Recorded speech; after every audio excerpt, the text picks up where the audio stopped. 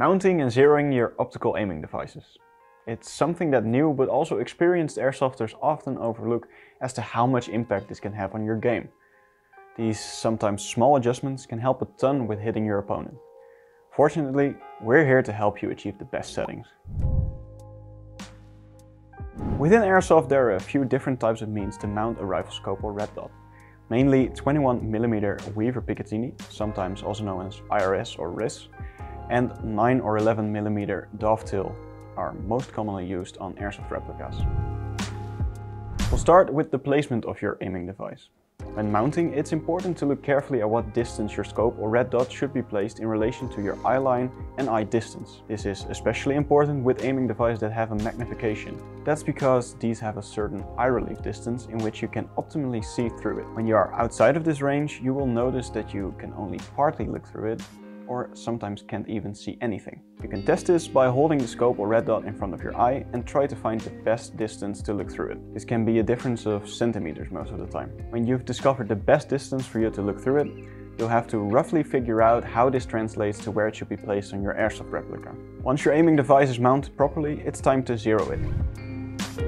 But first, is your hop-up already set to its best ability? Your hop-up plays a big part within this story, because maybe your BB is getting too little or even too much. That's why it's best to first check if your hop-up is set to its best and most optimal settings. Make sure you have enough room to have a clear line of sight when adjusting your hop-up. For more in-depth explanation about how to best adjust your hop-up, you can watch this video.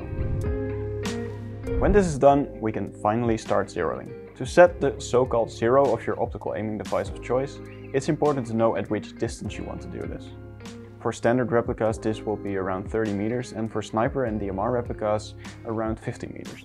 To be as accurate as possible, we recommend using a bipod or shooting rest, because you'll want to aim the same way every time to best see the effect. When you've determined the center point to shoot at, you'll shoot a few times with your replica, for example 3 or 5 times. After this you can check the target to see where these shots have impacted and if they are close to where you've aimed. Keep in mind that it is Airsoft. You sadly won't achieve a 100% consistency and accuracy as found in air rifles or firearms. If you notice when checking that the shots are too far down, then we'll need to adjust the aiming device up.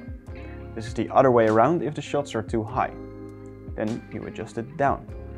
If you come out too far to the left, for example, you adjust it in the opposite direction. So, to summarize, you adjust your shots to where you want them to go. To adjust your rifle scope, you can use the upper turret for up or down, also known as elevation, and the turret on the right side to adjust it to left or right, also known as windage. It may sometimes differ per aiming device which way you'll have to turn the turret. Make sure to check the turret or manual to see which way to turn your specific aiming device before you start making these adjustments. Repeat this procedure a few times until your shots get the best result on your target. When adjusting a red dot, this works almost the same as a rifle scope, but with a red dot it's important to look with both eyes open instead of just one, and also mount it kind of differently. With a red dot, you'll want to mount this around the height where the BBs exit the magazine and feed into the replica.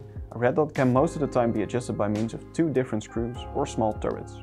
Make sure to check which screw or turret is used for which adjustment and which way they should be turned. Zeroing works the same as with magnified aiming devices, like we've explained earlier, by shooting a few times, checking and adjusting the dot accordingly. When this has all been set, you can finally go on the field and enjoy yourself. Don't forget that when you remove your aiming devices from your replica, that these might need to be re-zeroed when putting them back on the next time you play. Because of this, it might be a good idea to leave them on if you know that you'll use the same setup next time. If it didn't quite work out, and we might be able to help you with something, feel free to ask it in the comments or drop by our store. We're happy to help you out. Also, don't forget to subscribe and see you next time.